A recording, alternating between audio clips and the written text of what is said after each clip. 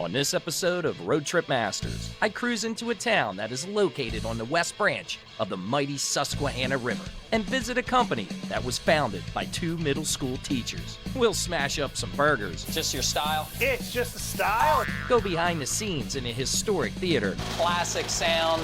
Hey, that's awesome. And check out one of the world's leaders in the collector car auction business. So sit back, relax, and let me do the driving right here on Road Trip Masters.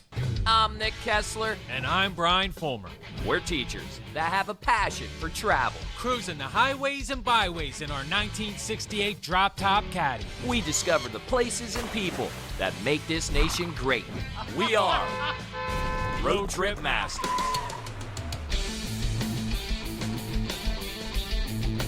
On this week's episode, I visit the beautiful town of Lewisburg, Pennsylvania. Located in Union County, Lewisburg was founded in 1785 by Ludwig Durr. Over the centuries, this town served as an important center of commerce and played a vital role in the Underground Railroad. Lewisburg is also the home to 3,700 college students who attend Bucknell University. This 445-acre campus rises high above the west branch of the Susquehanna River and provides a picturesque setting that is perfect for the learning environment. But before I kick this episode off, the Caddy was in desperate need of having its interior replaced. Her age, the sun, and all the years of travel really put a toll on her. So I decided it was time for a complete makeover. Luckily, not too far from where I live, in the nearby town of Nazareth, PA, lies J&A Custom Interiors, an automotive upholstery shop that is second to none. That's when I handed off the keys to owner Jose, where he introduced the Caddy to her new home. Within minutes, the crew got right to work, stripping out the old seats, carpet, and whatever else was worn out over its 50-plus years of road tripping. I could have stayed there all day, but I had to get on the road to Lewisburg. I knew the 68 was in excellent hands, and Jose said he would give me a call when she was ready to ride again.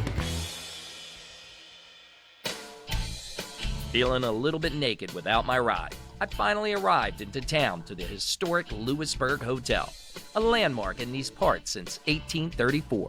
That's where I caught up with the owner, Dale, who gave me the lowdown on this elegantly restored gem in the heart of the downtown district. All right, Dale, here we are, Lewisburg Hotel, iconic, right on Market Street. What's the history? The building was built in 1834. It's one of the only hotels that survived through all the years. Bucknell's first graduations were here. Tell me, who's Norm? Norm Buck was the original owner. He bought it back in 1995. We opened it up back in 1997. It took a little over 2 years for restorations. And Norm, unfortunately, had passed away, and his family offered it to me, and I became the owner November 1st of 2017.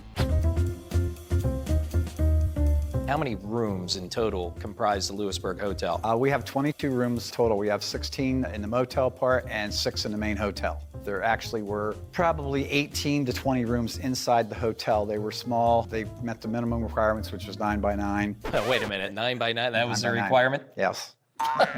You do have that courtyard in the back. It's a beautiful spot. You have entertainment here too. You walk into the hotel, you have that beautiful lobby, you have the dining room, and I'm gonna say dining rooms. The fireplaces, perfectly preserved almost to what they would have been probably well over a century ago.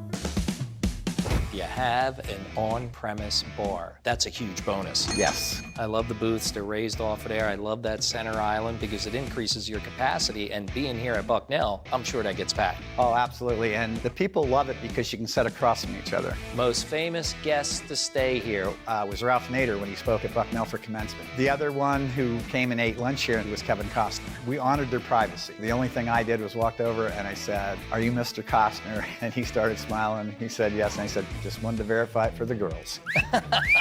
You have a beautiful place here. It's the prime spot. Looking forward to my stay here, and I can't wait to sit out in that courtyard and check out some entertainment. Thank you so much. Thank you.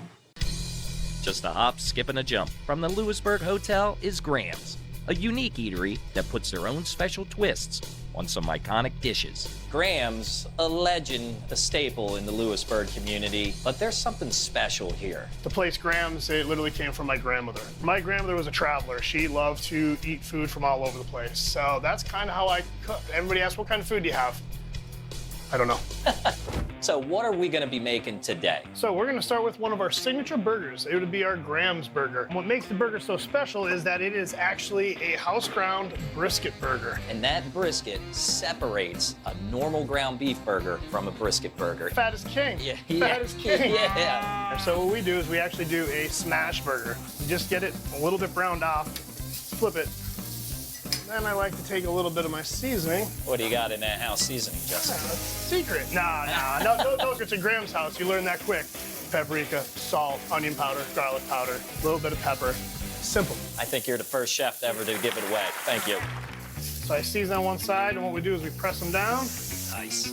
That almost looks like my drywall putty knife right there. Well, that just happens to be a drywall putty knife that I got over at Kohl's Hardware next door. It works beautifully, yeah. That's a big patty right there. Looks are deceiving, so with the brisket burger, there is a lot of fat in it. So it actually will shrink up a bit. I'm not big on how my burger's cooked as long as it is a juicy, good-tasting burger. Do I like it rare? No. Do I like it well done? No. Right in the middle is perfect for me. A little bit of sharp cheddar, a little bit American, stack them up. This point here, the cheese just starts to melt. We actually take them off, let that burger sit there and rest, and let all those juices hold inside that. Butter in the bun. Butter the bun, toast it up real nice. So what we're gonna do is we're gonna plate up our Graham's burger. This is a roasted garlic aioli. Then what we top it with here is what we call, it's a burnt onion jam. So we literally take a 50-pound bag of onions, we dice them up very small, and we actually burn them. And then what we have here is we're gonna top it with our house pickles. That sounds fantastic. Just a little burger there for you, just a little bit of love. Now you're plating it with some chips here. They are actually a homemade chip that we do in-house. Right away, I taste something sweet in this chip. That's a little bit of those secret ingredients, you know, but it's like a house ranch blend that we put a little bit of sugar into it. They are a raw potato when we get them. We fry them every single day. That's a phenomenal chip right there. Wow. Time to test the brisket burger. Now that's a big, juicy burger. If there isn't brisket in it, it ain't a burger. This thing is absolutely lights out phenomenal. Not only does Graham serve a kick-butt burger, but makes slammin' tacos as well, selling up to 1,600 tacos within a 3.5-hour window on Taco Tuesday, and they knock it out of the park. A true Graham Slam. This place is an A+. So when in Lewisburg, you gotta make sure you stop in to Graham's Eatery.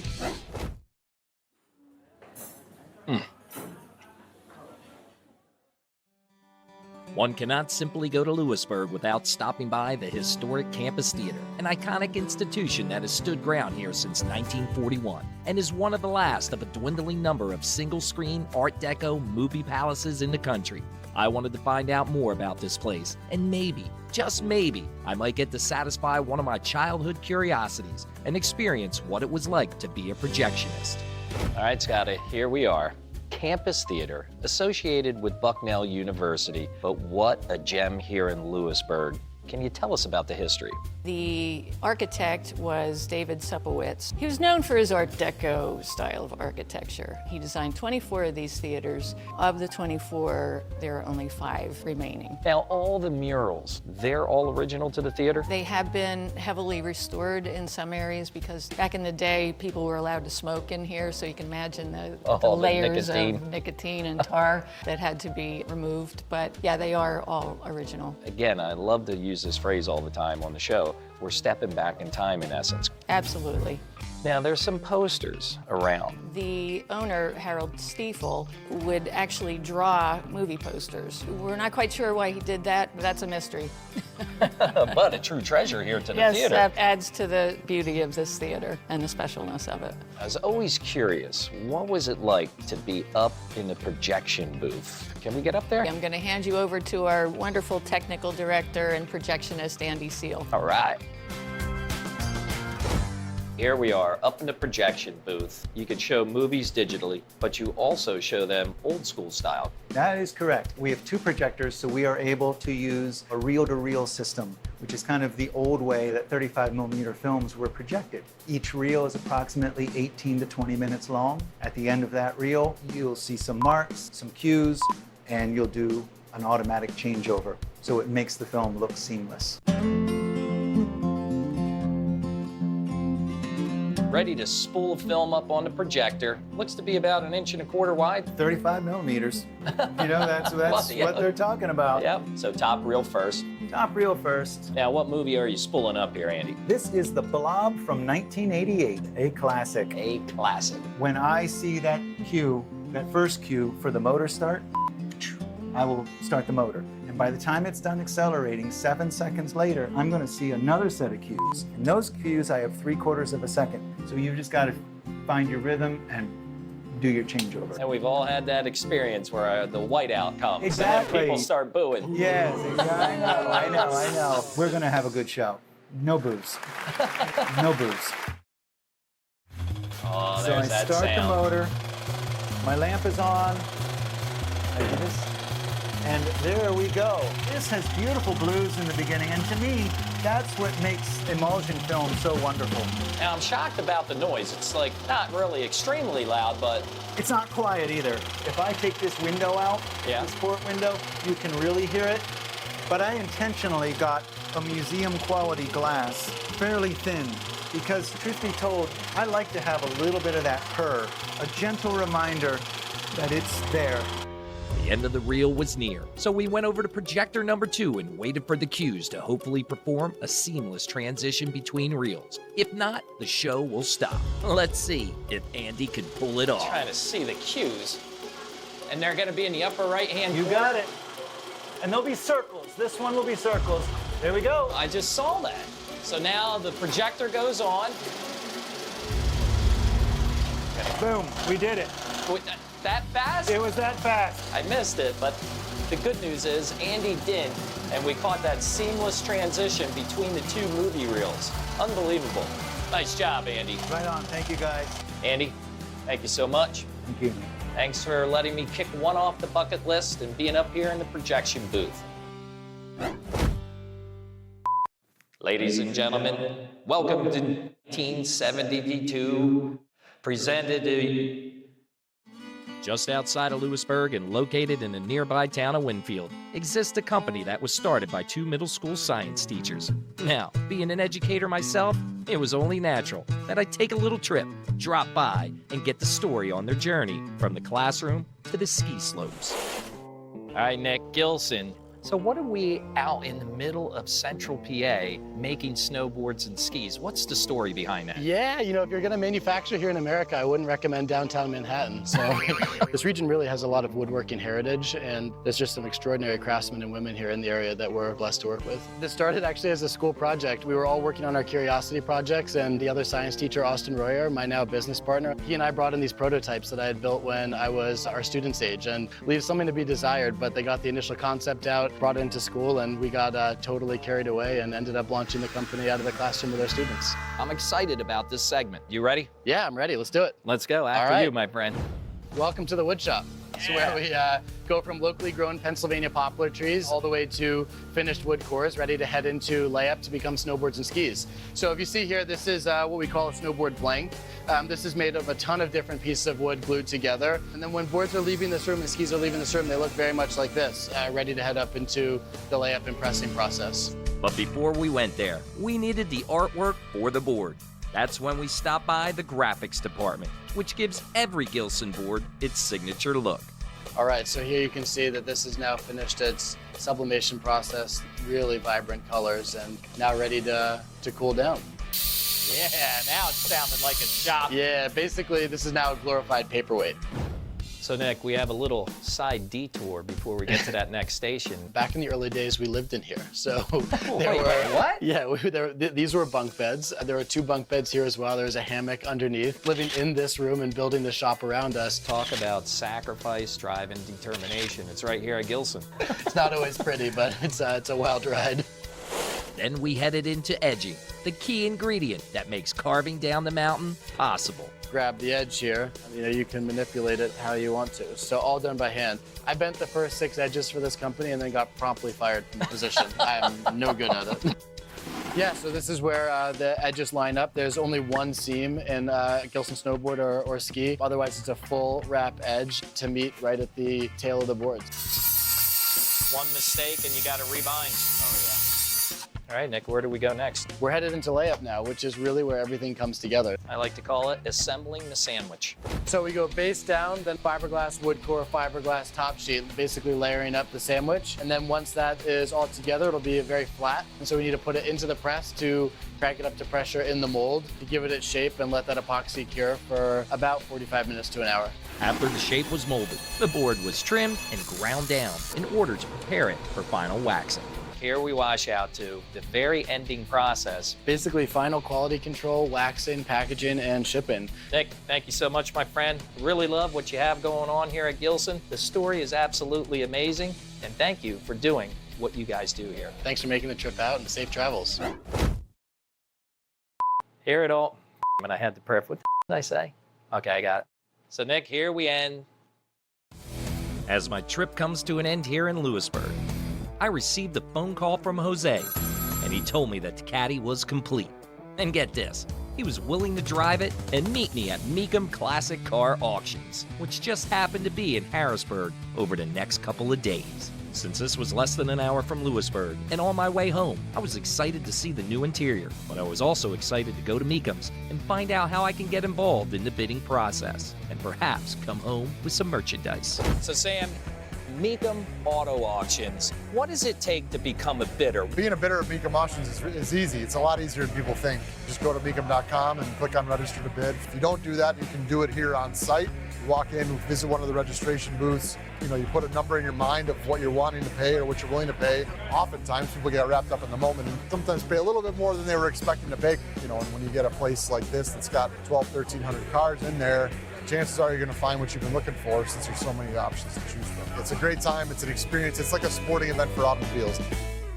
Sam, I think there's only one thing left to do. I got to register to bid, but I don't think I'm going to bid on any cars. I don't know if the wife will like that, but I'll start nice and easy with some road art. All set. Thank you so much, Christine. Wonderful time at the auction. Thank you. There they are, baby. It's time to start bidding away. I'm gonna get 350, 350, 350, 350, and now 400, and now 400, man, I'm gonna get 4. Last call, I'm gonna get 400, 350, sold. Yeah, I got it. After I scored my first victory, spending money became easy. I gotta be honest, bidding was a rush, and I needed to keep the momentum up. All right, here we go. Another dynamic here at Mecum. We're gonna get into the Scat Pack Dodge. We're gonna do some drifting. I'm a little nervous. I never drifted before. Let's go. All right, here we go. It's launch time. Oh my God.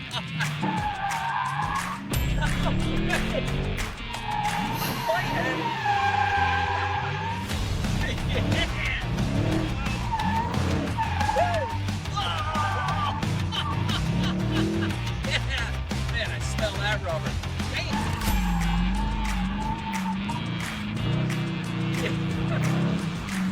Oh, you're welcome. I'm dizzy. That's rock and roll. I could have drifted all day, but Jose called and told me he arrived, and it was time to see my baby and her new makeover.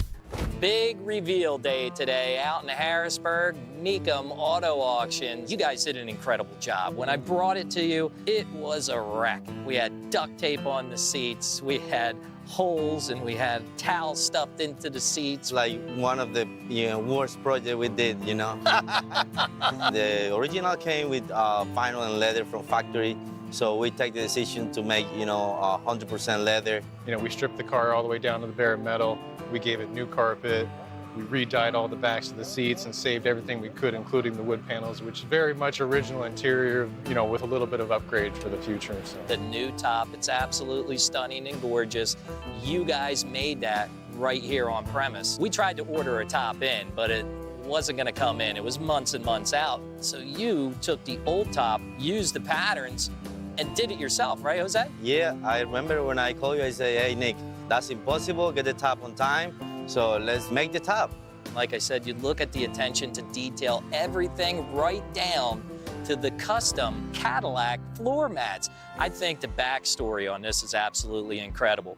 You came from Columbia and established your own business, J&A Interiors, right in Nazareth, PA, bringing your talent from another country into ours. It's like the classic American dream. You know, I'm just happy to, you know, find people like you, like Joe. Joe helped you get started into this. Yes. You know, we're just trying to work hard and try to do the best in every project we got, you know, like top, you know, big projects. And, you know, the whole customers, they really appreciate what I do. I'm just happy, you know, and I'm living the dream. That's all I can say. I can't wait to drive this thing home and sit in the lap of luxury from what I had from before. Thank you for trusting our team. I mean, I don't try the people like customers. I try the people like friends. Anytime, feel free to stop by. Mecum was the perfect stop before the trek home, and I was thrilled to get the Caddy back and enjoy this brand new interior. Throughout this road trip, I ran into some incredible people who possessed incredible skills. It's individuals like this who motivate me in exploring America one town at a time, unveiling what this nation is truly about. So buckle up and grab the wheel and get lost in an area worth discovering. Until next time, I'm Nick Kessler. Stay curious, my friends. Safe travels. On this episode of Road Trip Masters, I cruise into a town where 3 U.S. states meet and travel back in time to taste some sweet treats. We'll fire up the kitchen for a vegan delight. I'm so excited. Take a hike on the AT. We hit dirt. Yep. And visit a wax museum that tells a story around every corner. Some of the wax figures, there's actual human hair. So sit back, relax, and let me do the driving right here on Road Trip Masters. I'm Nick Kessler. And I'm Brian Fulmer. We're teachers that have a passion for travel. Cruising the highways and byways in our 1968 drop-top Caddy. We discover the places and people that make this nation great. We are Road Trip Masters. On this week's episode, I cruise into Harpers Ferry, West Virginia. Settled in 1734 by Robert Harper, this town is located at the confluence of the Shenandoah and Potomac rivers, nestled in the Blue Ridge Mountains. In October of 1859, Harpers Ferry drew national attention when abolitionist John Brown led a raid on the U.S. arsenal in an attempt to seize its weapons in support of his cause. Today, this tiny town has a populace of just fewer than 300 residents and offers its visitors unique shops, incredible eateries, and quaint streets that offer up a peaceful tranquility. Located at the north end of the Shenandoah Valley lies a hotel and conference center that boasts over 100 spacious rooms, an on-site bar and restaurant, and is only 1 mile from the Harpers Ferry National Historical Park. Clarion Harpers Ferry. Nelvi, tell us a little bit about it. So we are a premium lodging location for visitors who are visiting the Harpers Ferry National Historical Park, which brings about 1.5 million visitors a year. What do you got? What type of rooms do you have?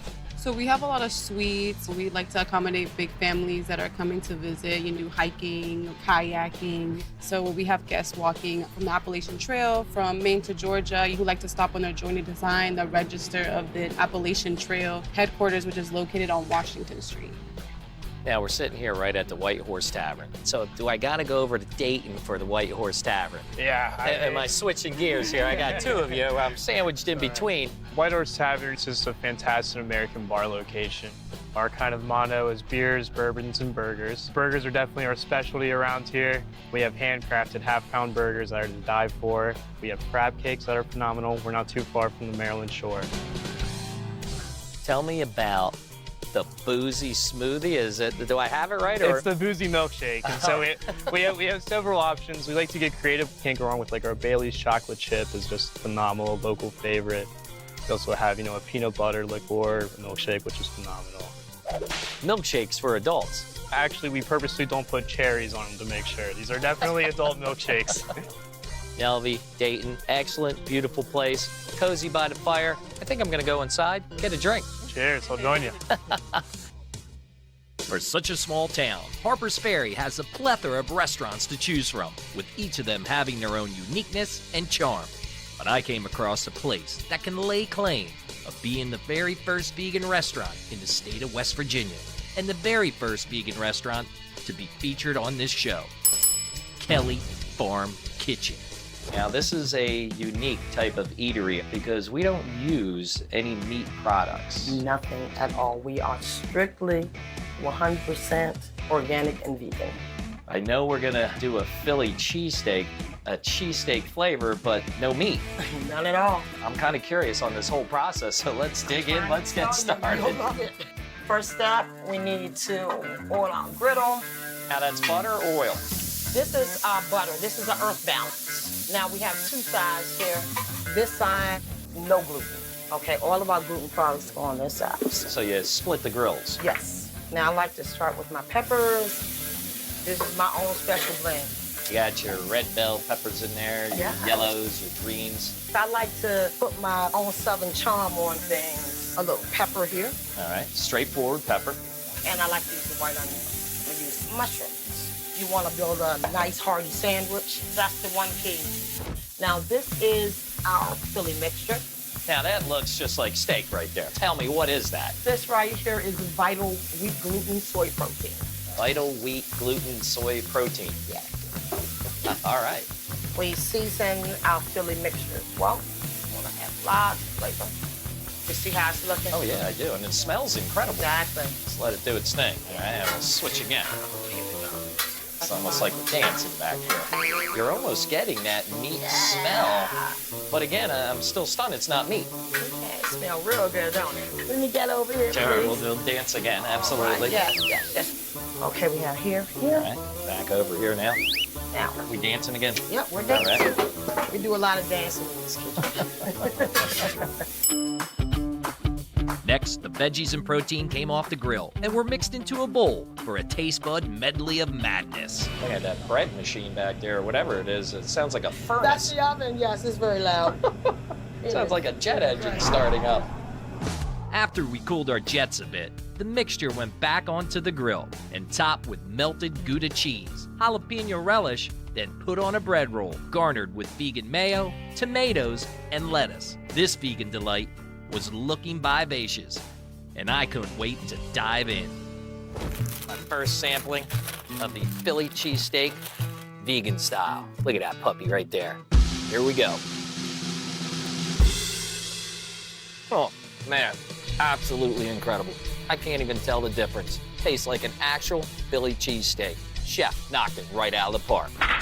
When in Harpers Ferry, Kelly Farm Kitchen is a must-stop. I hear it starting up again. The turbo jet engine.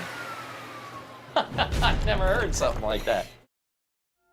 It's not every day where one can step back in time and experience history. But if you stay long enough in Harpers Ferry, then the possibility of time travel suddenly becomes a reality. This candy store is unique. We are unique because we are the only research-based historic candy company in the country. What we do is we research the roll. Then what we do is we see what's out there. If we can get it from the original place, we do. So here at True Treats, you investigate the past. Do you try to replicate the candy as it existed throughout history? So we try to get as close, if not exactly, on the taste, the flavor, the texture, but mostly on the labels of most of our candies, we have the story. People eat it and, oh my gosh, I remember this. Butterscotch candy, root beer barrels. Yes. I talked to my one camera guy and he said that that's for old people. Yeah, that is for old people. That's why we live so damn long. Top 5 candies, what are they? Top 5. Turkish Delight, #1 by far. People come here just for that. Necco wafers. Circus peanuts, another controversial one. Then we have chocolate in general, like truffles. And then last but not least, candy bars. Who is the biggest consumer of the candy bar? Men. Really? Absolutely. We've done surveys online with our own Facebook friends. They go crazy for candy bars. We gotta get hands-on and make some of this historic candy. Can we do that? I think we can do that. So I was off to the True Treats Test Kitchen, an off-site facility where all the historic recipes become a reality. And to be quite honest, it was almost like I was transported back in time to my grandmother's house. All right, Beth, what is our first step? What do we need to do? We're gonna go ahead and make a strawberry gumdrop. And the first thing I need to do is soften the gelatin. 1/2 cup of cold water, 2 tablespoons of gelatin, and that's just about the right amount we need. But what we have to do first is make the syrup. I'm going to add 2 cups of sugar. Ooh, yeah. 5 minutes to stir this till it is completely dissolved. It's almost like we're making a simple syrup for like an alcoholic beverage. Why not? I am now going to combine the syrup with the gelatin. How long are you going to stir this for? 15 minutes, and I stand here and I faithfully stir it 15 minutes. As Beth is preparing the loaf pan, I have taken over the stirring duties. Well, how about if I take over for you and, oh, well, you know what? Say that, you don't want to do it, coming up with constant Well, work I will, excuses. but one of the things that helps release the gelatin from the pan is spraying it with a little bit of oil. Yep. Yeah. They didn't have that back in the 1800s. No, to they spray. didn't. All right, Beth, looks like 15 minutes. And what's the next step? We're going to color it. All right. So we're using a strawberry flavoring, so I thought I'd go ahead and use pink. Yeah. Or we could really mess with people's head and make it green. And then have it a strawberry. I'm just going to put quite a bit in here. I'm going to have it nice and pink. It's a strawberry extract. I think we're ready to transfer this into the pans. All right, there it goes. Yes, indeedy. I'm just going to go ahead and put it in the refrigerator. And how long will it stay in the fridge? 24 hours.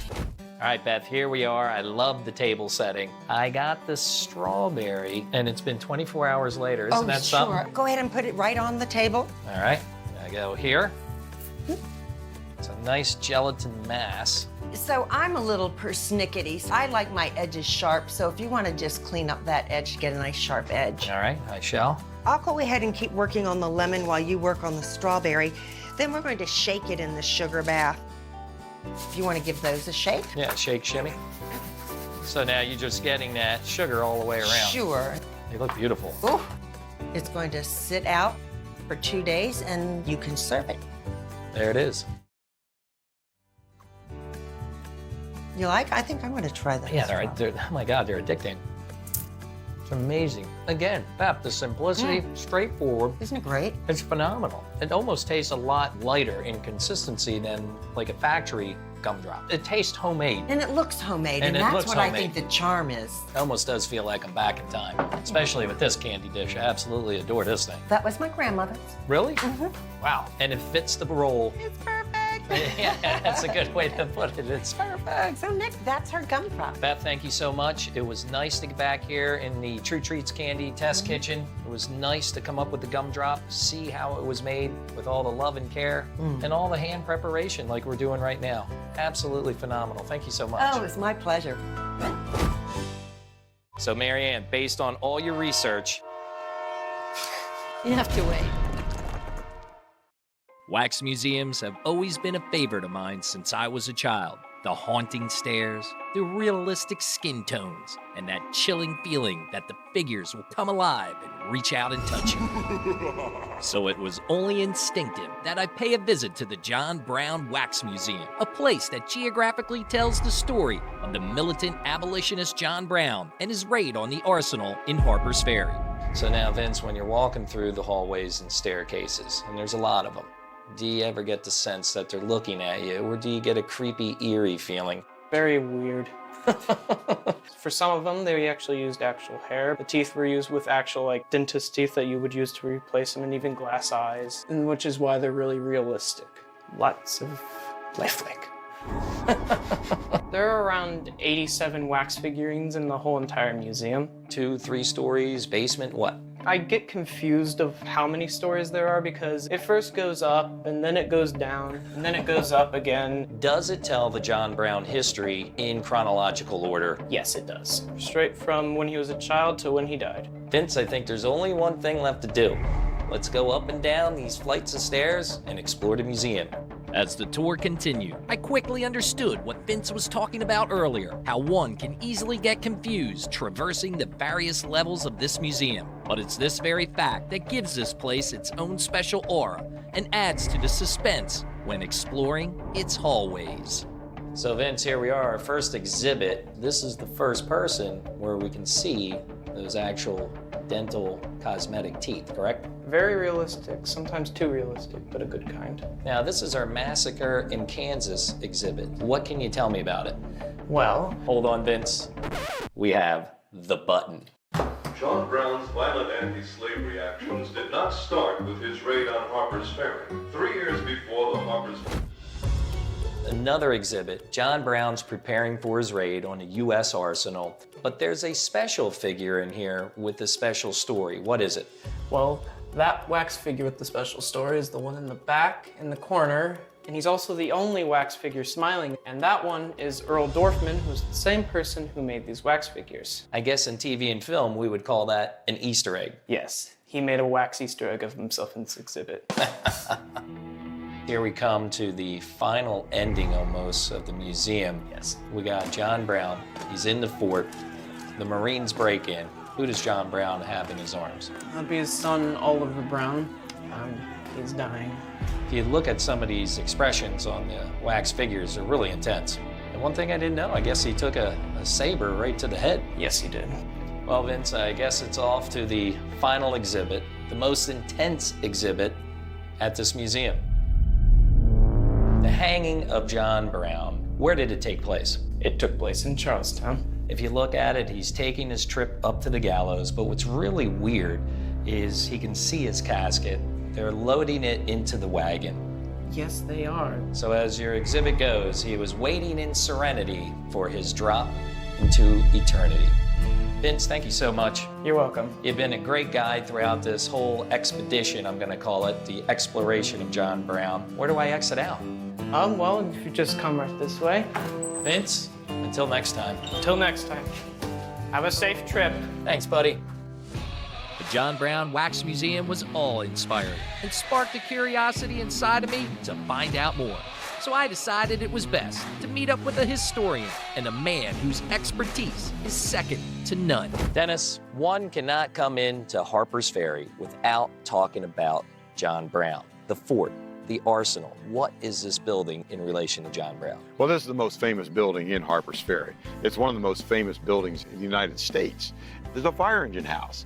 I mean, it literally was here to help prevent fires in the U.S. government property here, the Armory, where we're manufacturing weapons, rifles and muskets and bayonets. John Brown's mission was what? The absolute eradication of slavery. Brown considered slavery a sin on humanity. He considered it a stain on the Declaration of Independence and the freedom that Americans espoused. And Brown was so offended by this idea that he believed that God himself had chosen him as an instrument to destroy slavery in the United States. And he was going to commence that war here at Harpers Ferry. To make all that happen, he had to start here and get these weapons. Ultimately, Brown becomes trapped. He becomes surrounded in this building, his headquarters, and United States Marines are called in from Washington who deliver the final blow and make the final assault on the building where Brown will be captured. On the day of his execution, he scrawled out a note, stuffed it in his pocket, and this is what it said.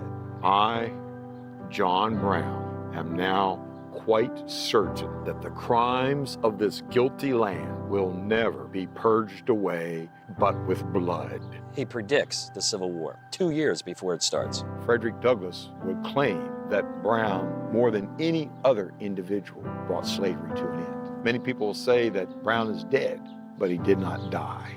Dennis, thank you so much. Yes, sir. Your knowledge on John Brown is second to none, and we're so honored to have you here on the show and get the accurate story of what happened here in Harpers Ferry. I invite all your viewers to come here. This place changed all of us. So, Dennis, we got a crow. Cue the Hello crow. there. How you doing, crow? I want to be on camera, too. It's appropriate. Before departing Harpers Ferry, it was mandatory that I got in some hiking time. After all, Harpers Ferry is considered to be the halfway point on the Appalachian Trail, and that's when I met up with an AT legend, Gary, who not only completed the 2,200-mile trek, but was 70 years old when he did it. So we're at the start, well, not really the start, but we connected with the Appalachian Trail. Yes. So when you think Harpers Ferry, from what I was told, it's almost the halfway point of the Appalachian Trail. Yeah, almost is the word. Okay. It's actually 100 and some miles north of us yet.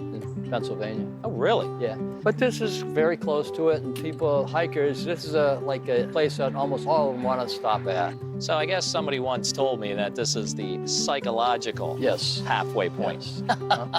There's only one issue in Harpers Ferry is there's no place for them to tent. Oh. Yeah, we don't have a campground. Oh. Yeah, but they figure something out. Well, I guess we're on our way to Jefferson Rock. Which way do we go here, Gary? We're gonna go that way. All right, let's go ahead. After you, my friend. All right, Gary, here we are. Jefferson Rock in the background. Yep. But why do they call it that? Thomas Jefferson was here, and he made the famous thought that it was worth a trip across the Atlantic. Take a look at that. Well, it's nice. That would be a pretty big trip for that. Yeah, we see the rocks reinforced up there. I guess it used to teeter-totter back and forth at one particular point. Apparently. Nobody's allowed on top, are they? No. It's dangerous. Absolutely stunning views. I think we have the Shenandoah River there, right? It is. And it just comes right down there at the confluence of the Potomac? Yep, and then it cuts through the Appalachian Mountains on its way down to Georgetown. Where are we off to next? Well, we just keep walking a short distance here, and we'll be in the old historic village of Harpers Ferry. And off we went. And just like Gary said, the Appalachian Trail brought us right back into town. Quite literally. So Gary, here, and I can't say at the end of the Appalachian Trail because it continues, right? Oh, it does. Right through town. You just follow those white blazes. Then you cross the river, and you are in Maryland, and just continuing on your way to Caddy. Before we wrapped up our hike, Gary and I had one more stop to make, which tells of Harpers Ferry's harsh history of being a town set between two rivers. Oh, Gary, you got me down to the flood grounds. So the Civil War wasn't the knockout punch yet. It was the floods that really knocked this town out. That has to be at least 20 feet. Those peaceful rivers that you can float down on become raging death and destruction. Unbelievable. Gary, thank you so much. You're welcome. Dedication to this area is unprecedented. Well, thank you. I have to be honest, when hiking on the AT with Gary, it was not only relaxing, but breathtaking as well, and definitely a must-do when visiting this town. Harpers Ferry was a true pleasure, and the people that reside here make you feel right at home. So buckle up and grab the wheel and get lost in an area worth discovering. Until next time, I'm Nick Kessler. Stay curious, my friends. Safe travels. On this episode of Road Trip Masters, I roll into a town that triggered the Revolutionary War and visit a museum with one-of-a-kind artifacts. Right here, I would say, is a national treasure. We'll cook up a seafood delight. I don't know if I should peek. Hang out with a Minuteman and understand why this town was once the Mecca of American literature. He's one of the greats. So sit back, relax, and let me do the driving right here on Road Trip Masters. I'm Nick Kessler. And I'm Brian Fulmer. We're teachers that have a passion for travel. Cruising the highways and byways in our 1968 drop-top Caddy. We discover the places and people that make this nation great. We are Road Trip Masters.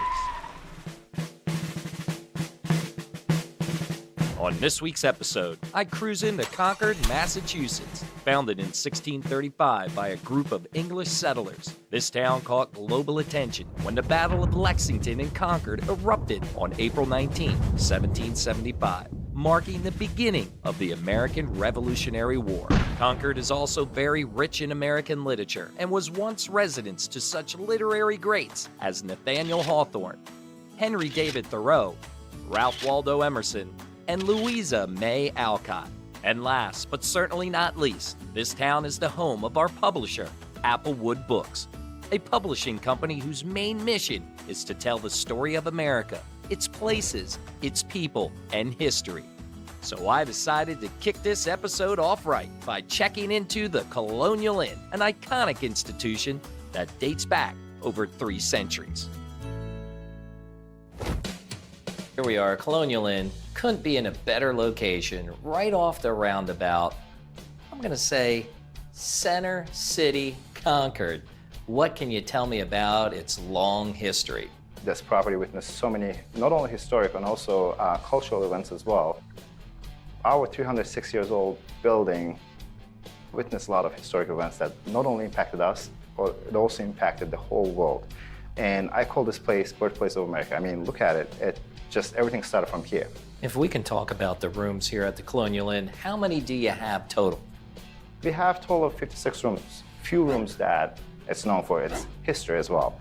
However, room 24 was known as an operation room. Soldiers who couldn't survive the operation unfortunately died, and we used room 27 as a morgue. So room 27 was a morgue. Correct. As I mentioned, this property witnessed historic events that made us who we are today. All right, Anthony, I understand you are the man to tell us about the other amenities on premise. Yeah, so we have a unique situation here for dining. It's the premier destination for people to come out.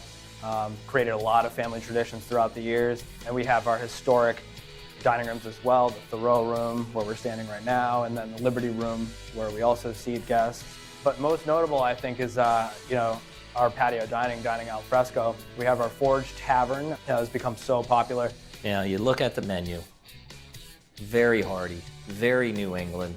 You have your clam chowder, but that chicken pot pie, that seems to be a staple when you're traveling through any New England state, that should be on the menu. Well, one thing I think is most desired about it is that it's not something you can get at every restaurant you go to.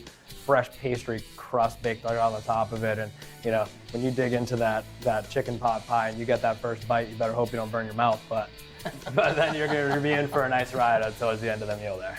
All right, Alec, Anthony, I'm looking forward to my stay here at the Colonial Inn. The rich history, 306 years old. I think I'm going to drop by the Forge Tavern, have a drink, and maybe sample some of that chicken pot pie.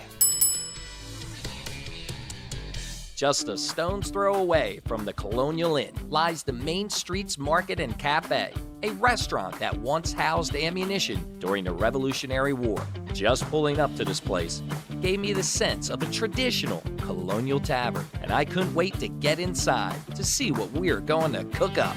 And that's where I met up with the main man, Israel. What are we going to be making today? Fish stew. It almost sums up what New England's all about. You expect to come to Concord, Mass. You know you're not that far from Boston. You're not that far from the ocean. So fish stew right now sounds pretty darn good. So what's the first step? Put a little bit of oil because we want to cook the haddock first. Yeah. We're going to add wine. So this is our white wine. White wine and seafood. It's like beer and pizza. It just goes together. Yeah. And I think a lot of people think, in order to make seafood, I got to get lobster, I got to get shrimp, I got to get scallops. But here you have haddock, a very reasonable fish, and you have some basic ingredients here that, like I said, everybody can sit there and pick up on. Yeah. Now that chutney goes in. Chutney. Now what are you putting in? This is the veggie stock, and then we're going to start adding the mussels to it. So we cook everything together. 15 mussels? Yeah. And now they're going to steam open all on their own. Yeah. Just going to cover it. To expedite the steaming. Beautiful. So we're almost done here, Israel. Yeah. When you get the garlic bread, I forgot about it. All right, Israel. I don't know if I should peek. Sneak a peek here. Oh yeah, they're opening up. You see that? And there's a big test, Israel, that I'm curious about with the mussels. A lot of restaurants, you eat them, and you can still taste like that seaweedy flavor. Oh, you're gonna try it. You're not gonna taste that. All right, excellent. Nice. That's looking beautiful and colorful. Now, what will you plate this with, Israel? Are you gonna put it in like a shallow bowl, a deep bowl? Yeah, How I'm are you gonna gonna put do it on the bowl. I'm gonna put some garnish to it. Look how fast he whipped that right up. Now that dish right there beckons a nice, crisp, cool day in New England. Here it comes. I've been waiting for this moment. Wanted to see if Israel's mussels have that seaweedy taste. Israel passed the test. A little bit of haddock here. The Main Streets Cafe is RTM approved. Bowl, a deep bowl. How are you going to do it? All right. God, with the hey, you see that catch? Oh, old man reaction there. Just outside of Concord exists the Concord Museum, a place that chronicles the town's rich historical past. Here, one can observe artifacts from the Native Americans. witnessed how people lived in the 1700s, and relived the shot heard around the world on April 19, 1775.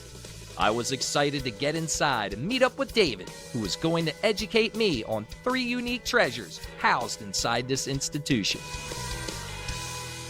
All right, David, here we are, our first stop in the Concord Museum. Absolutely gorgeous, by the way, but we have this powder horn. What can you tell me about it? Well, this is the horn that was carried by Abner Hosmer on April 19, 1775. Abner Hosmer was a young man from Acton, Massachusetts, a member of the Minute Company. The regulars first fired warning shots into the river, 3 warning shots into the river, then fired on the regulars.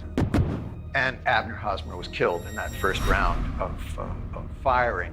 The family preserved the horn carefully. That's evident. It still has its woven strap, but this is a military horn. He was a Minuteman and responded to the alarm and gave his life. Our next exhibit was a simple pine desk that was owned by Henry David Thoreau. Here, he composed one of his greatest works, Walden, and I stood in awe of its presence. Right here is almost the beginning and the story of American literature, but he's one of the greats. There is there's a quality to Thoreau's writing that people are still investigating. He was distinctive. It's unbelievable because when you look at it, it just looks like an antique that you get from one of your grandparents or perhaps a parent. And I noticed in the back, it looks like it's snapped off. When did that happen, or what do we know about that, David? You're right, it is a humble little desk. They're very old breaks. We have photographs from the 1880s that show that damage there. I would say it happened during Thoreau's use of the desk. It got a lot of use. You can see the wear along the edge. You can see the wear around the keyhole. Thoreau noted in Walden that he had no lock on his door, but he did have a lock on his desk. I love what it says. I sit before my green desk and attend to my thinking. Exactly. You know what? You wonder when he came up with that quote, did he ever envision over a century and a half later that it would be in a museum with that quote above his desk? All right, David, where are we off to next? Why don't we take a look at the lantern that began the action on April 19th, 1775? Sounds good. Right here, I would say, is a national treasure, and I can't believe that I'm this close to it. Tell us the story on this lantern. Paul Revere was in Charlestown, and he made arrangements with a militia leader in Charlestown. And so this lantern actually started the spread of that alarm. How do we know it's one of the actual lanterns? Well, this was bought by a militia captain in Concord. His grandson sold it to the man who began the collection that is the Concord Museum, Cummings Davis. So Cummings Davis has had it since 1856, and he had its history going back to 1782. So the war is still going on when this was first saved as a relic. You know, I think it's documentation like that that proves that the artifact is correct. David, an absolute pleasure. Thank you so much. You know, I'm gonna take the next couple hours and just tour around and look at the exhibits, and it's so beautiful here. And thank you very much for your knowledge, your passion, because it's people like you that preserve these historic treasures. It did. It's incredible. Hey, where are we off to next, David? I see you've done it again. I have no idea.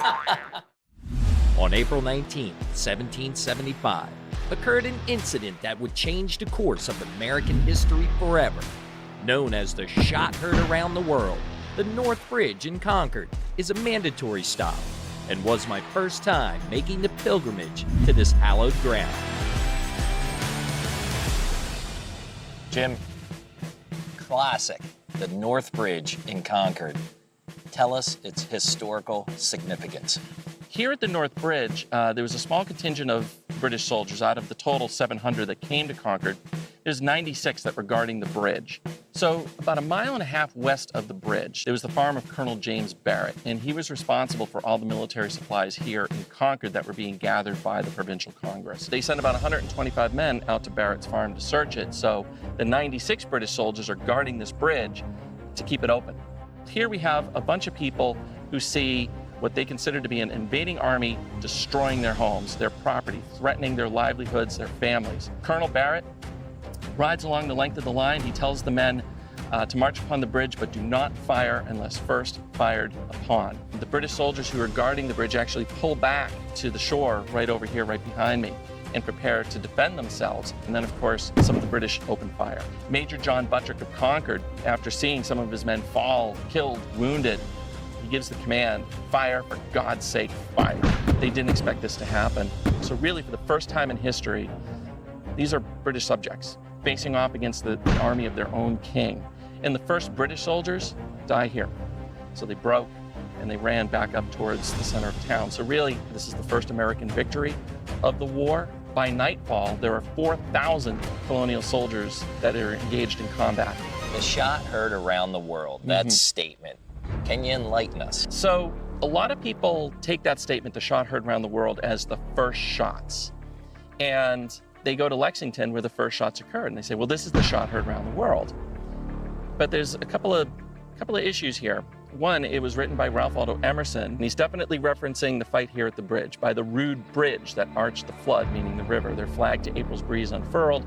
Here, once the embattled farmer stood and fired the shot heard around the world. Really what the shot heard around the world is the idea of self-determination. Jim's knowledge on the North Bridge provided a lot of clarity as to what happened on that historic day, and how important the role of the Minuteman was in driving the British back to Boston. So then I got to thinking, what was it like to be one of these soldiers? Who were they? And how did they prepare at a moment's notice? That's when Jim changed around and got into character and began to tell the story of what it was like to be a Minuteman. Jim, here we are, out at Hartwell's Tavern. You just finished your demonstration. I hear the kids in the back there were all excited, but tell us what it was like to be a Minuteman back in 1775. What it meant to be a Minuteman was that you were ready at a minute's notice. That meant that they carried their weapons with them, their equipment with them, so that if the alarm happens, they have the stuff that can grab it and they can go. Well, Jim, you have this musket. I'm excited to see the steps and to watch that thing go off. I can take you through. All right. So first of all, this is a flintlock musket. So what that means is I have a sharpened piece of flint and a piece of steel. When they strike together, that creates sparks. The first thing you're going to see me do is reach into my cartridge pouch and pull out the cartridge. I'm going to rip it open, and I'm going to prime the pan. So I'm going to pour a pinch of gunpowder from the cartridge into the flash pan. So I prime the pan, I close the pan, and then I take the rest of the cartridge, powder, ball if I had one, and the paper, insert it into the muzzle, take out the ramrod, and push it down. After being educated on the proper technique of loading the smoothbore, it was time to experience what it was like to hear the call of command. Prepare to prime and load. Prime.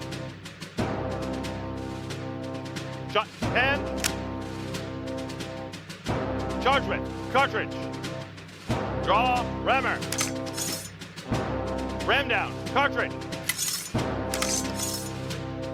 Return rammer. Shoulder your fire lock. Make ready. Present. Fire. Guys, thank you so much. Well, thank you. You know, it was nice to clear up some of the misconception of what it was like to be a Minuteman. Yeah, well, that's why we're here. That's why we go through all this effort to really help people understand and imagine life in 1775. You guys do a heck of a job.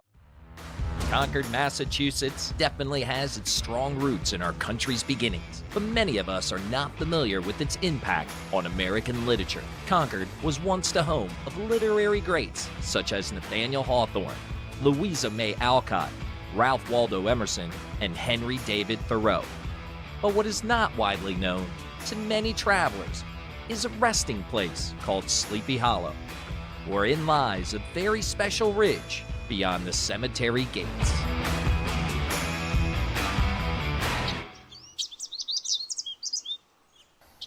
Sleepy Hollow Cemetery. But before we start out and explain what Authors Ridge is all about, I think it's important to clarify, this is not the same Sleepy Hollow as Washington Irving's book, correct? That's right. This area was just a wonderful, park-like setting that people used to go just wander and sit and relax in. And they said, well, let's call it Sleepy Hollow because they'd all read the Washington Irving story and thought, oh, this would be a beautiful name for our little area. People thought it would be like a beautiful place to have a cemetery. You know, there was a movement in the early 1800s, they call it the rural cemetery movement. The idea, as opposed to an austere, dark, scary cemetery, the cemeteries were supposed to be these beautiful places with trees and nature where you went to take your final sleep. As Joe and I began our walk, we came across our first site, the final resting place of Henry David Thoreau. So Joe, here is where he actually rests. Right. In a very, very tiny stone. Why? Well, part of Henry's whole philosophy was about living simply. And I'm sure that when they chose a stone, they chose it to reflect that kind of life. All right, Joe, we got one author. We got 3 more to visit.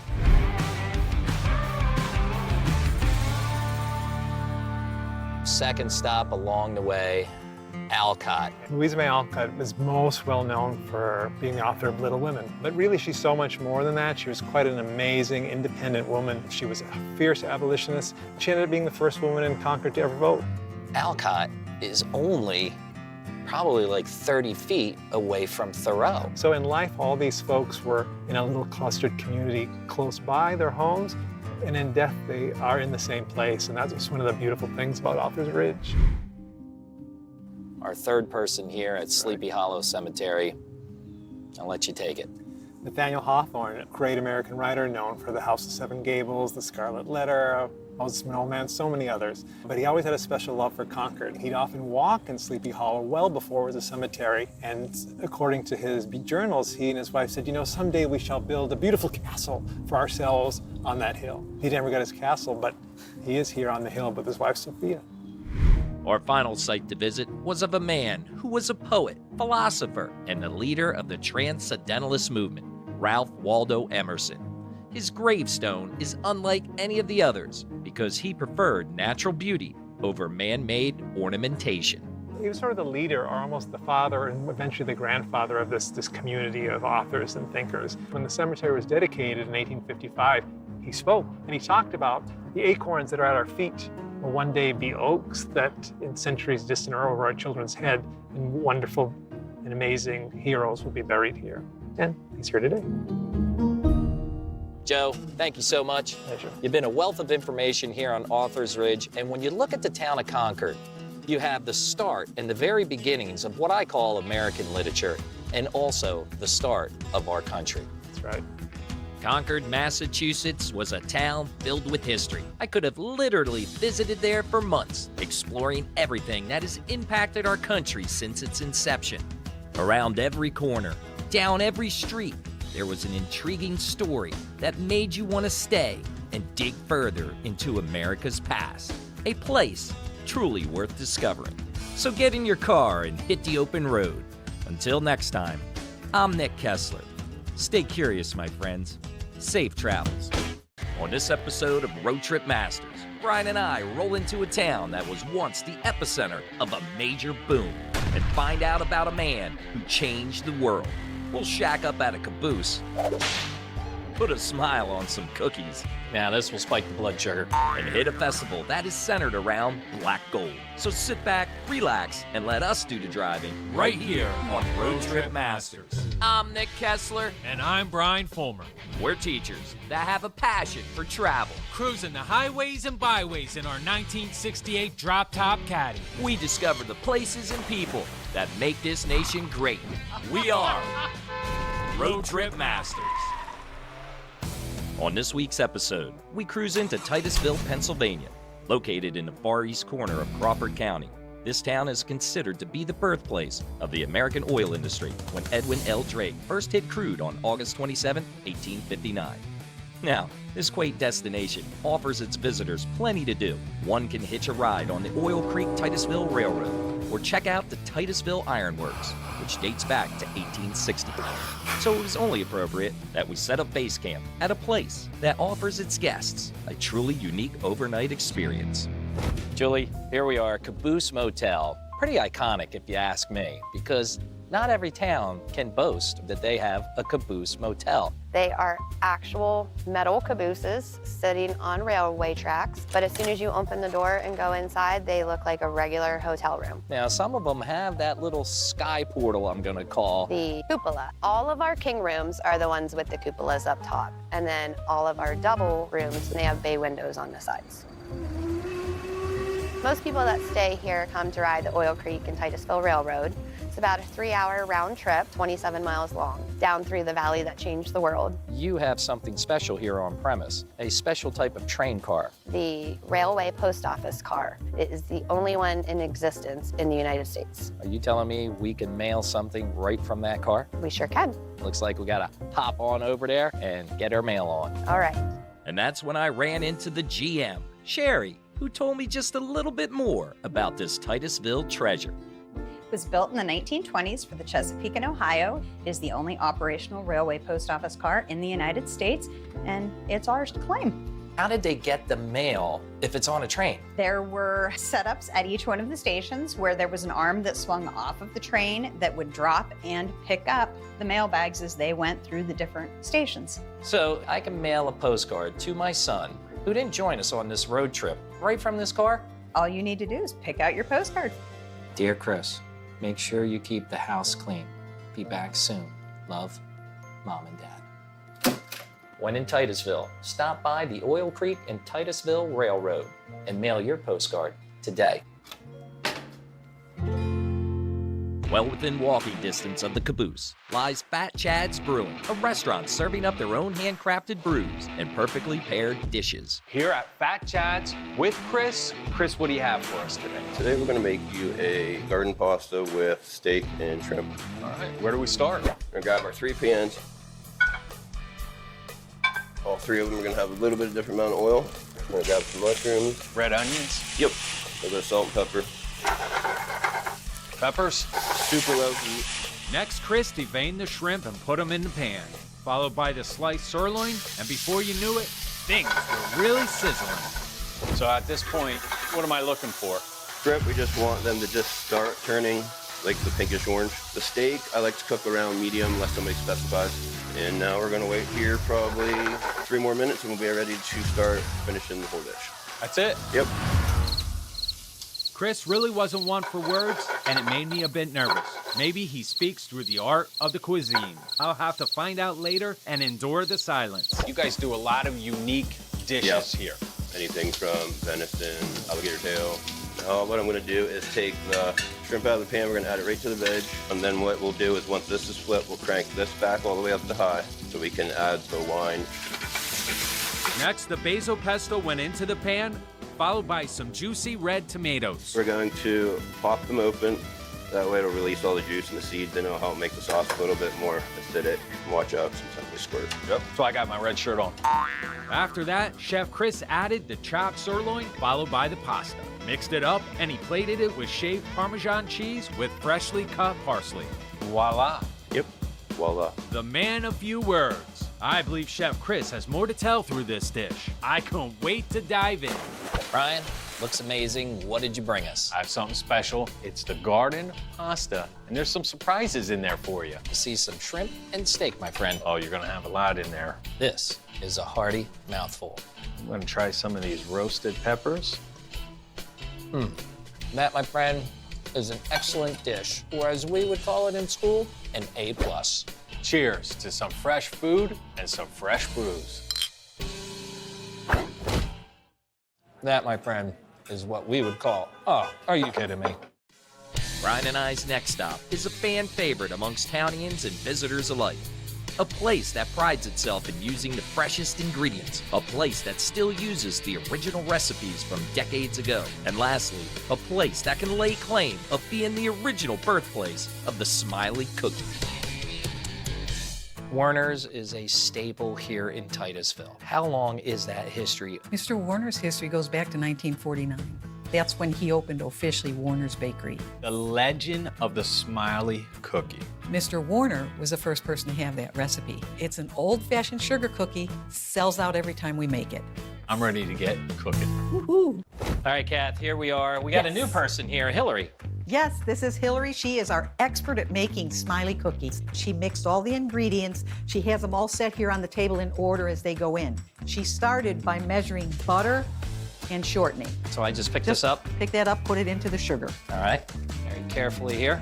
Don't lose any. Yeah. Next, the mixer went on. Brian, it sounds like we're starting up an airplane. We're engaged.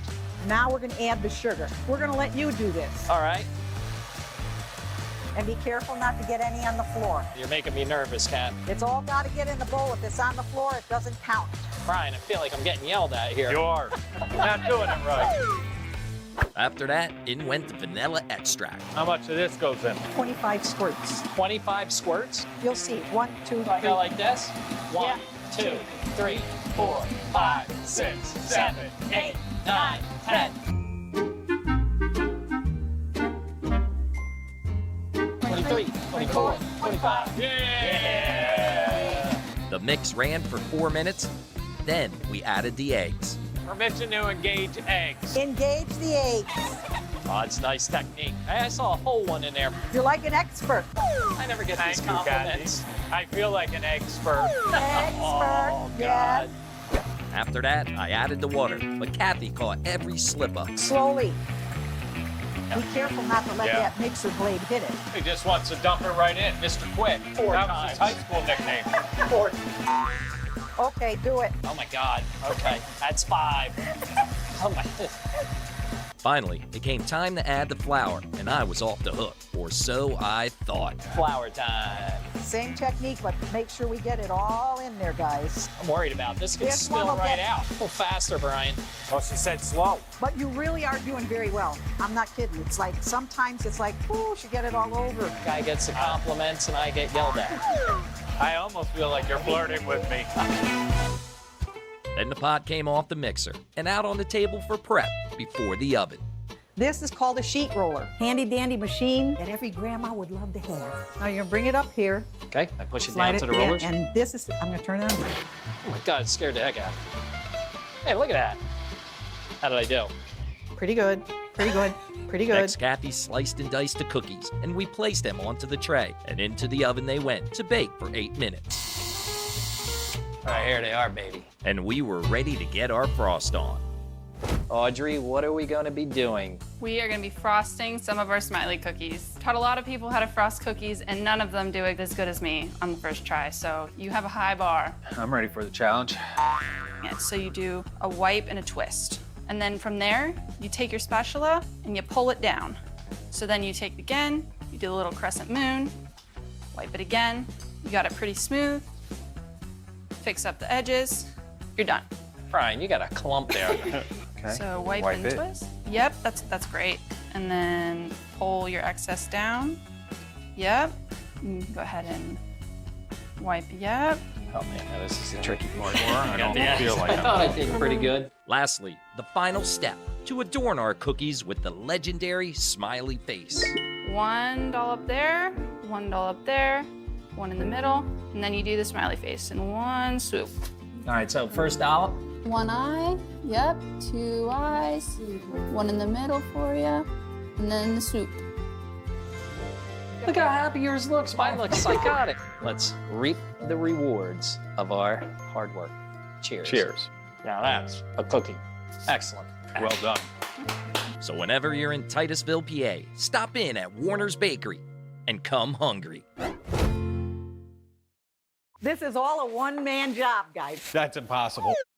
One cannot simply visit Titusville and not carve out time to make a trek to the Drake Well and Museum, a place that chronicles the birth and development of the petroleum industry and its global impact on the entire world. So, Drake Well, right in the background. Why are we here?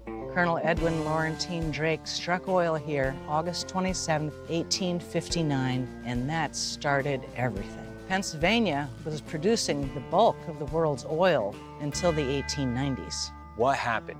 Why don't we see any of these oil rigs anymore in Pennsylvania? Well, we do, actually. In fact, if the oil gets really hard to find elsewhere, drillers are probably going to come back here, but our rock is so dense, it's just a lot easier to get the oil in Texas or Alaska or elsewhere in the world. So, Sue, are you telling me that I should buy like 1,000 acres up here? That hasn't been drilled yet? Get ready. Oil barons. Get ready. I want a top hat. Yeah, so do I. I want a pocket watch. Yeah, it's time to drill. Our next stop, the engine house in Derrick, where we met Bill, who was going to give us the lowdown on how Colonel Drake extracted his liquid gold. What he used was a 6.5 horsepower steam engine, which is this engine right here. 1, 2, and 3. Oh yeah, there we got it. Gonna speed it up here. Jumped up, and this is pushing down, and that's it. That's top speed. It won't let it go any faster than that. When you're running at full speed and they're out horizontal, that's called balls out or balls to the wall. That's where the expression comes from. Really? That wasn't my interpretation. I had it some. It was the Indians who discovered that this black stuff burned. They were the ones who actually discovered oil. They slicked their hair back with it, made it nice and shiny and black. You didn't smell good, but you looked good on a date. They drank it for medicine. Oh, a teaspoon of that keeps you running smooth all day, I guarantee. Clean you right out. It does. It's a very good lubricant. All aboard the Bill Express! Bill's background on the Drake well was stifling, but our quest for oil knowledge did not end there. Next, we found out about the multi-well pump system that was widely used in the 20th century. What do we got behind here? It looks like a beast. It's my favorite. This system could pump up to 20 wells, and these continue to operate in western Pennsylvania, pumping many wells. We got Stuart here now. He's gonna fire this machine up. Are you ready? I'm ready.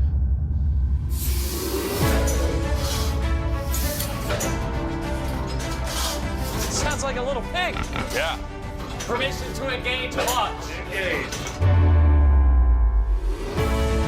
And just like that, we were transported back in time. You can almost feel the energy of what it was like to be an early oil tycoon, holding the lifeblood of the world in your hands. So as any great oil tycoon would do, we ended our tour by checking in on one of the pumps. Well, Sue, here we are about 300 feet away. This is a pump jack, and it's taking the horizontal movement of the rods coming out of the central power to the well and transferring it to a vertical, pulling those rods and the working valve from the bottom of the well up to the surface, bringing that oil up with it. So, what's our chances of getting some of this black gold? I think we can set you up. Looks like we're gonna strike it rich, Brian. Sue, thank you so much. Absolutely. Thank you for coming. Thank you. Absolutely amazing. Our next destination landed us back in town to a very special house with an incredible story of a woman who was a pioneer in changing journalism forever. Grace, Ida Tarbell. Who was she? She was an investigative journalist. She was really one of the first. There were newspapers, but there wasn't really an expectation that journalists would verify that what their sources said was true. So they were really the ones who decided we should actually put research into this and focus more on informing the public than selling papers. You look around, beautiful. The restoration, gorgeous. The staircase behind us, amazing. Me as a woodworker, how they bent and twisted that wood. How long did she live here? She came here when she was 12, and then she lived here until she was in her late teens. You walk around the house, I see a lot of framed political cartoons. They pertain to the oil region, Standard Oil, and Ida Tarbell herself because she was a national figure. Ida and Rockefeller. Rockefeller started gathering up the companies, the independent oil producers, when Ida was about 15. And that made a profound impact on her because her father was one of those producers. He was determined not to sell out, and it ended up financially ruining him. Rockefeller, he wasn't really one for reading his bad press, so he was aware that her writings were damaging his reputation, and so he disliked her on principle, and she tended to dislike him because of his company's immoral conduct, and then also because of what he did to the oil region. Her history of the Standard Oil Company definitely brought to light a lot of the things that were going on that the people inside knew, but the general public didn't. And that allowed a suit to be brought against Standard Oil, which eventually did break it up and led to antitrust legislation. So you're saying Ida's investigative reporting is key to that antitrust law? Oh, certainly. She was the one who ran down all the information, got the sources to talk. She actually got an interview with one of Standard's inside men, which was unheard of at the time. She also spoke to some of the workers whose consciences were weighing on them quite heavily. One of them was a 17-year-old boy who was tasked to burn the company records. Her influence and her reputation for honesty and putting together all the facts definitely helped with breaking up Standard Oil and gathering the information that was needed to do that. All right, Brian, I think there's one more thing left to do. Hit that cupola upstairs. Time to climb the tower. Grace's expertise on Ida Tarbell was second to none. As for Brian and I, when we got to the top, we found the chessboard, and we just had to square off against each other. Let's get these horses out of the stable. As I like to say, giddy up. It's not often that our filming schedules line up with festivals that so many of our destinations have throughout the year. But this time, luck was on our side. And with a little Titusville magic, we hit the streets to check out the iconic oil festival. First stop, Hawks. So here we are, Hawks, and I've been looking forward to this for a long time because my Aunt Betty used to make ham loaf. You guys make ham loaf. We do. Your ham loaf recipe, how old is it? 75 years old. We grill our ham loaf, and then we throw a pineapple on and grill it, and then we just wrap it up. It's the bomb. It is the bomb. I agree, but if we're doing a comparison, we gotta have it fresh. Naked style. Yeah. So naked style. Naked style. You need this thing naked. Yeah. So there you go.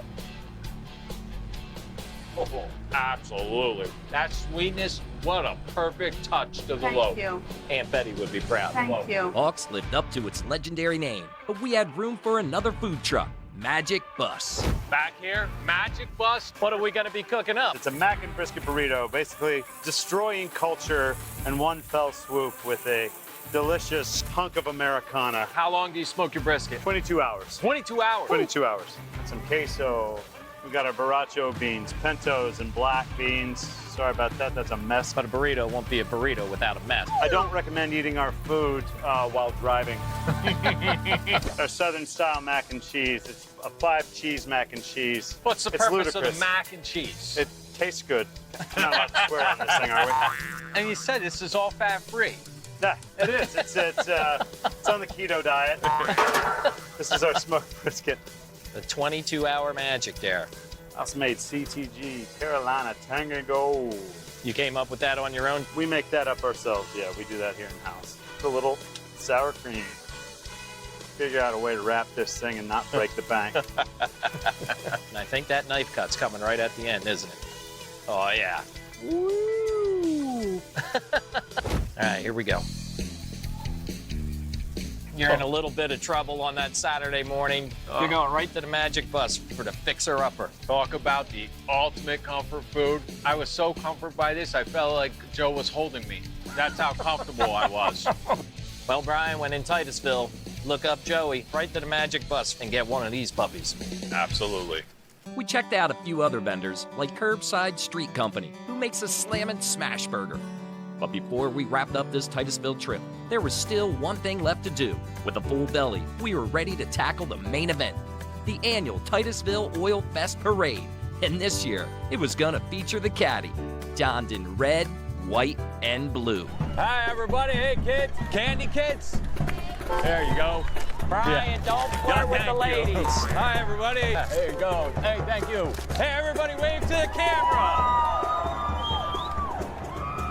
It's days like this you remember what America is all about, enjoying freedom, family, and friends in a celebration of the past, combined with a positive outlook on the future. We had a blast in Titusville, Pennsylvania, and felt honored to visit such a small town with so much rich history. This little hamlet is filled with people, places, and things that gives you a certain excitement inside, making you feel right at home. So until next time, I'm Nick Kessler. And I'm Brian Fulmer. Stay curious, my friends. Safe travels. On this episode of Road Trip Masters, I cruise into a town that once served as a destination for the New York City and Philadelphia elite.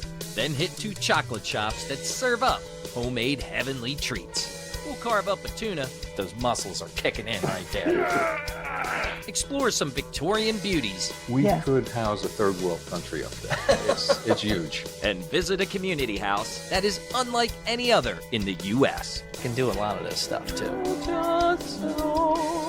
So sit back, relax, and let me do the driving right here on Road Trip Masters.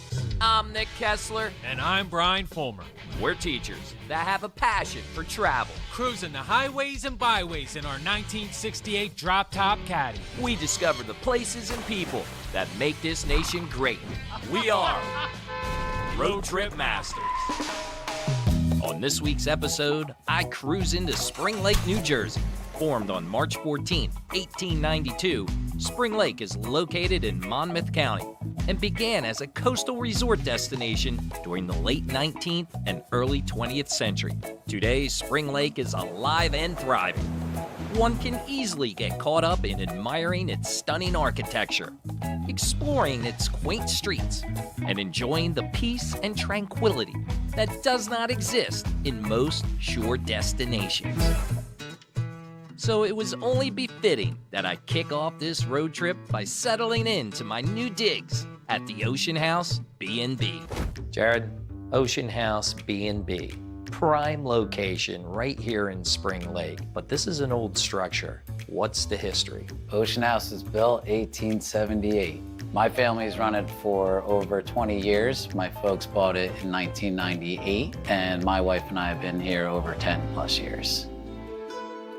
We have 30 guest rooms. The hotel featured 50 guest rooms originally when they had shared baths. Since then, we now have all private bath and all the rooms come with a full breakfast. Looking at some old pictures, it basically almost remains unchanged. Literally, you feel like you're standing in this room the same way it was in the 1920s. That staircase. Staircase was featured in the Centennial World's Fair in Philadelphia, which was 1876. A section of which didn't fit into the building and is on display in the Smithsonian in Washington, D.C. One of the most breathtaking entrance lobbyways that is featured here in Spring Lake. You look at the porch, absolutely massive, nice and wide, open concept. That's where you want to be when you're at the Ocean House here. Exactly. Sitting on the porch, having a glass of wine before dinner, reading a book out there, enjoying the ocean breeze. We got nice breezes off the lake as well. Definitely one of the more popular spots on the Ocean House grounds. Jared, you got something unique here also. A baker back there in the kitchen, right? Rob, he owns Early Riser Bakery. He runs the bakery out of our kitchen in our downtime. Our guests are lucky enough to have his great cooking during the morning. 1 block away from the Atlantic and literally 1 block away from Spring Lake. Exactly. Freshwater fishing and saltwater fishing, they stock that lake with trout every year. Brings people from all over to come and fish it. Familiar faces walking their dogs. You look at Spring Lake, it's like a protected bubble, I'm gonna call it. Funny you say the bubble, that's what we refer to it as locals here. Jared, I'm looking forward to my stay right here and have the perfect spot at the Ocean House B&B. I think I'm gonna mix up a drink, have a seat on that beautiful deck, and just enjoy the landscaping and the view. I'll join you. All right. Well within walking distance from the Ocean House lies a restaurant that sources its delicacies from local fishermen, farms, and purveyors that reside around these parts. A restaurant that prides itself in offering its customers a classic Jersey Shore fish market experience, but with a modern twist, Spring Lake seafood. Okay, Brad, we got this massive fish. We have a 212-pound local bluefin tuna. This fish costs between $3,000 and $5,000. Woo! Next step is we're gonna cut some of the scales off. All right. So this technique is called tsukibiki. It's a Japanese technique of cutting the scales as opposed to scraping them off. A+, my friend, A+. After removing the scales, Brad cut down the top of the fish and then the side, revealing the beautiful red flesh. Oh, look at that. How much does it weigh right now? Good 30 pounds. Wow. Now we get the specialty weapon out. This is a maguro bocho, and it's for cutting center meat, the loins, when there's no more bones. It's razor sharp. You can shave with it. Wow. And there you have the back loin. Whew. Brad sliced up the entire filet, ending up with a 7-ounce steak. So we headed back to the kitchen to get our sizzle on. What are we going to prepare now in these pans? So we're gonna prepare our sesame seared ahi tuna, our fresh lo mein, and stir-fried vegetables. First, we're gonna drop the fresh lo mein portion in the pasta cooker. We're gonna season our tuna with fresh sea salt. The sesame seed crust. Just sesame seeds. We do nori, coriander, and then we season it with sea salt. I got to tell you, I'm an expert on ahi tuna. I'm curious to taste this, and I'm curious to see how you're going to cook it for how long on each side. All right, let's get to it. All right, fire away, my friend. First step, oil. Yep, we had the shallots. All right, a little bit of shallots. And our stir-fried veg, which is bok choy and a little red peppers. This is one I came up with a long time ago. At this for a while now, so a couple of dishes that we do stick and can't take them off the menu, otherwise the customers revolt. Nothing wrong with a little revolution for the soul. Now I got a little bit of color on there, nice hot pan. Smells fantastic. I love the color of those noodles, almost like a light orangey color. Yeah, this is the mirin soy sauce and a sriracha secret sauce mixture. I guess it's not a secret sauce anymore. As the veggies and pasta were cooking up, it was time to introduce the star of this maritime masterpiece, the tuna steak. Interesting you didn't put it on the widest part first. This is a black French steel. It's all even throughout the whole bottom, so it retains the heat pretty well, and no hot or cold spots on these. Always tip the oil away from you. All right. And then put your protein in. Little inside tip and trick there. Now, how long on each side? 30 to 40 seconds on each side. I see that fresh thyme was put in. This one we'll just baste it with a little butter to finish it. Ooh, smell those flavors right there, Brad. And that's it. Wow. Let's plate it. All right. So on went the lo mein. Sliced tuna, and then topped off with some micro pea tendrils. And finished the plate with dabs of house-made spicy mayo, wasabi crema, and sticky soy sauce. And I was ready to reel in this seafood sensation. All right, I'm very excited to taste this dish. I'm a tuna guy, tuna fanatic, ready to dive in. Melts right in your mouth. It's perhaps some of the best tuna I have ever eaten in my life. And I gotta try some of this homemade pasta. When in Spring Lake Seafood. And tell Brad that I sent you. See, you dodged the question there, Brad. Wait, what's the question?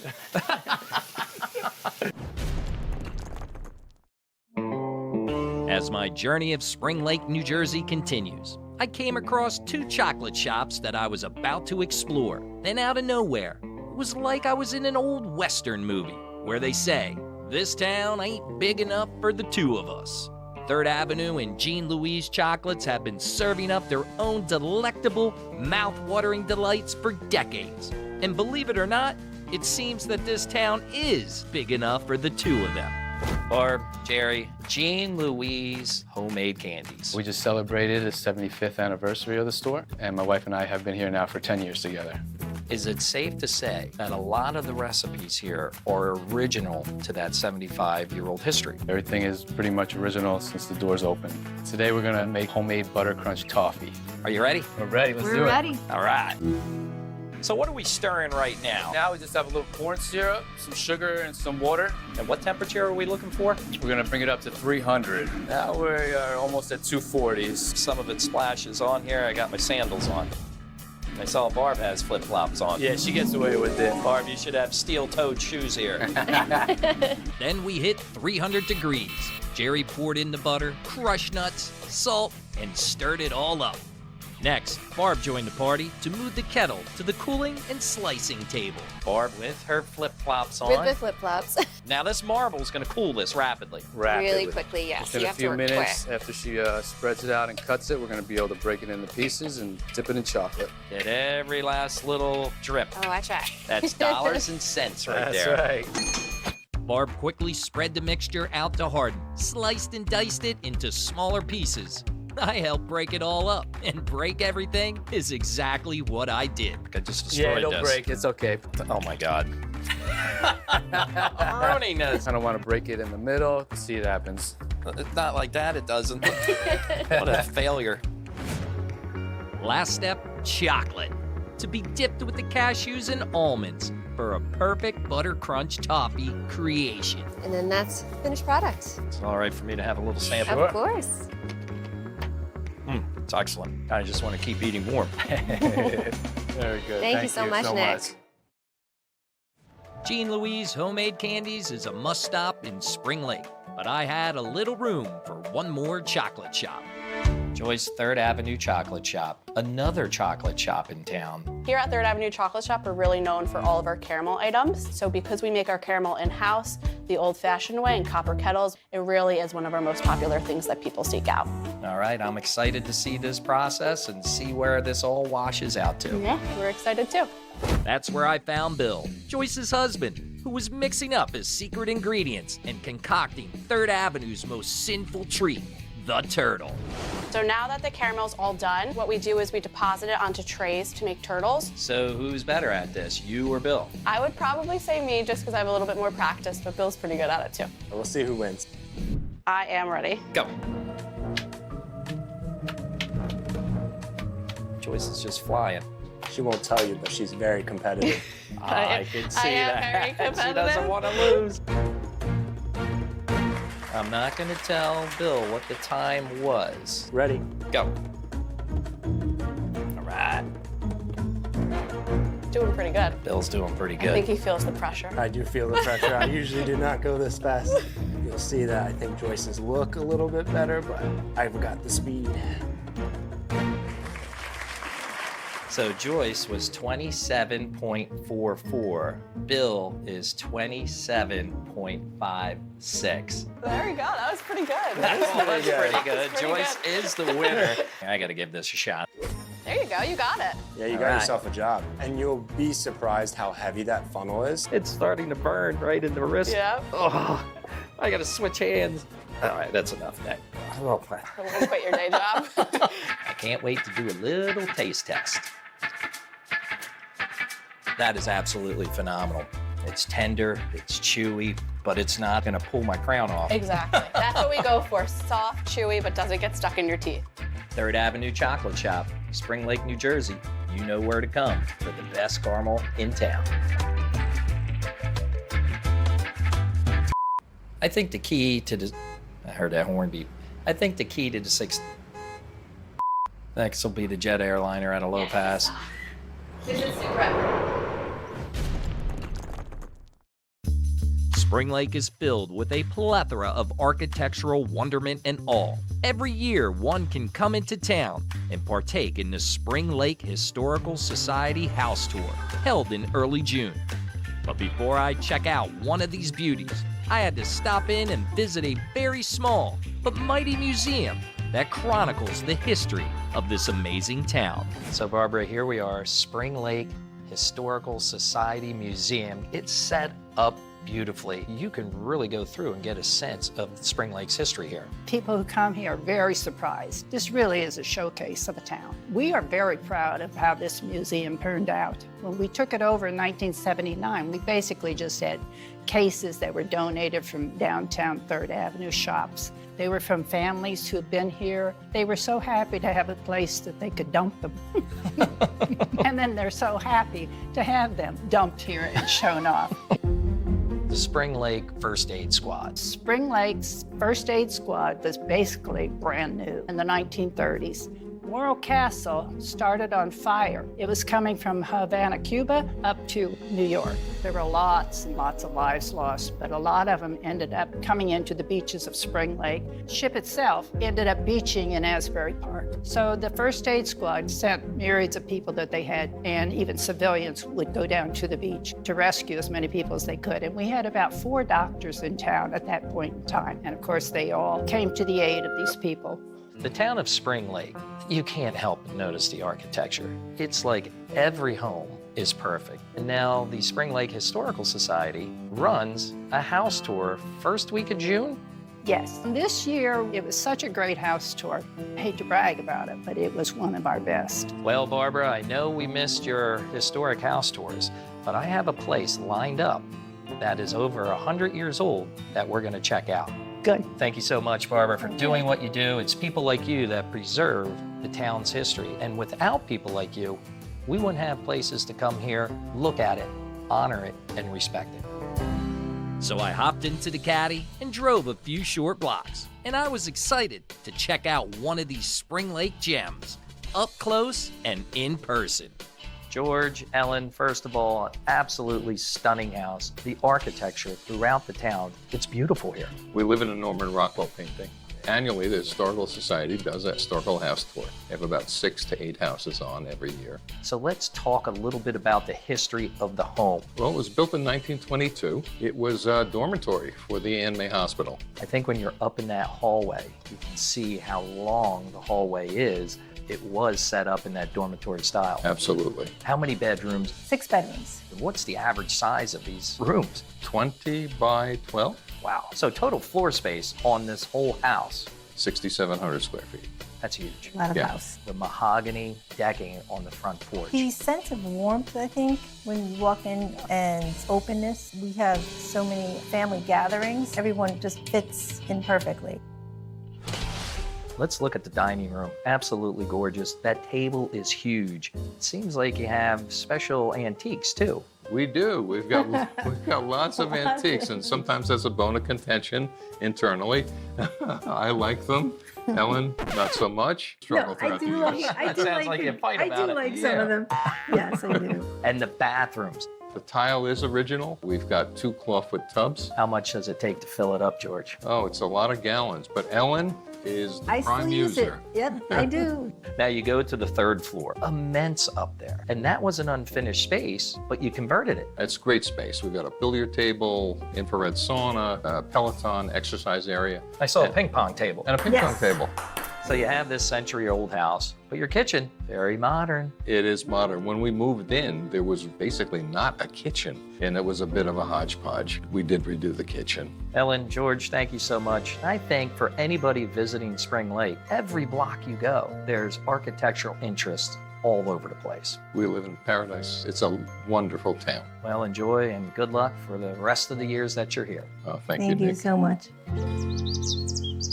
I actually have a Victorian potty in my basement. Oh, really? The kids Yes. love making fun of them for that. They say that every town has its own heartbeat that provides a pulse for the community to thrive on. In Spring Lake, there is a pounding heartbeat that comes from within via the Spring Lake Community House. Spring Lake Community House. This is a legend in Spring Lake. It's celebrating its 100th birthday on July 4th of this year. The building, the land it stands on, was donated by Oliver Brown, who was the mayor of Spring Lake, and he was a philanthropist and a visionary who believed that Spring Lake would eventually become the garden spot of New Jersey, and that it would be filled with tourists and people that wanted to live a beautiful life, and he turned out to be right.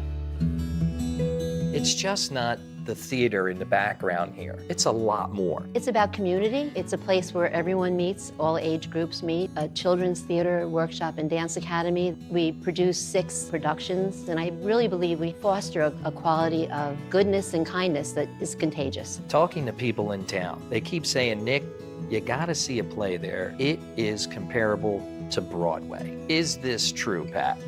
Yes. And I'm not just saying that because I'm its mom. The library, stunning, beautiful, classic. It looks like something from Goodbye, Mr. Chips or something like that. It's not sterile like today's modern libraries. It's like you are stepping back in time. It's beautiful. People are in awe of it. Now, the theater itself. It's got 350 seats. And it's set in that classic 1920s look and feel. You have the balcony, you have the offshoot side balconies there, and the stage, perfect for this size venue. Exactly. It's just a perfect little jewel. It really is. Your costume room. Some are beautiful gowns that people donated. We have a wonderful seamstress that had been with us for years and years and years, so we have a huge attic filled with beautiful costumes. And I've learned to be very creative with shopping online. I call it cheap and easy, where you can buy something that, may not be very expensive, add some touches, and it looks like a beautiful costume. Next, I was offered a walk-on role in the production of Cinderella. With no prior stage experience, this was baptism by fire. And hopefully, after my performance, I won't get canned. I don't know what to expect, but they say I'm gonna catch on. Will I catch on? I have no idea. Do we go now? I'm ready? Yeah, I'm ready. What do we do? Walk. Who do I look at? Nope, I ran into her. Do I go first, take the lead? Sure. Go right to him. Don't take what the world gives you. No, no, no, listen. You're an actor. All right. That is the first practice that I ever had as part of a play. I'd never been in a play, but there's a first for everything. It's not a question of if, it's a question of when in life. Nailed the ending. Spring Lake, New Jersey is a town unlike any other, protected from the outside world. A place where you can kick back and relax and not get stressed from an overcrowded boardwalk, a cluttered beach, or the distractions of nightlife just outside your door. So get in your car and hit the open road. Until next time, I'm Nick Kessler. Stay curious, my friends. Safe travels.